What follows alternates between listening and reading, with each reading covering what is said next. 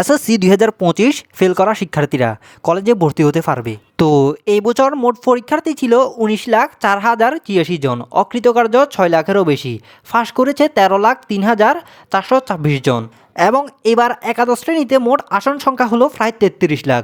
College ও মাদ্রাসায় আসন সংখ্যা প্রায় 22 লাখ, কারিগরিতে প্রায় 9 লাখ, পলিটেকনিকে প্রায় 2 লাখেরও বেশি। সুতরাং মোট আসন সংখ্যা হলো প্রায় 33 লাখ, ভর্তিযোগ্য শিক্ষার্থী প্রায় 13 লাখ, আসন ফাঁকা থাকবে আরও প্রায় 20 লাখের মতো। এবং অনেক কলেজ রয়েছে শিক্ষার্থী না পাওয়ার ঝুঁকিতে। তো শিক্ষার্থীরা, এবার তোমরা যারা 2025 সালে এসএসসি পরীক্ষায় ফেল করেছ, তোমাদের সকলের জন্য রয়েছে বড় একটি সুসংবাদ। তো সুসংবাদটি হলো, এবার একাদশ শ্রেণীতে ভর্তি ব্যবস্থায় বড় একটি পরিবর্তন আসতে যাচ্ছে। এবার অর্থাৎ 2025 সালে এসএসসি পরীক্ষায় যারা এক বিষয়ে ফেল করেছে তারা কলেজে ভর্তির সুযোগ পেতে পারে।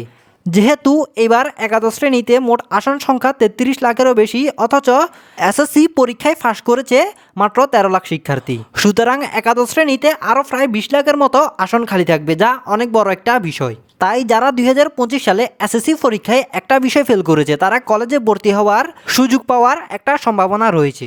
অর্থাৎ ভর্তি ব্যবস্থায় বড় একটা পরিবর্তন আসছে, এমনটা বলতে এটাই বোঝানো হচ্ছে।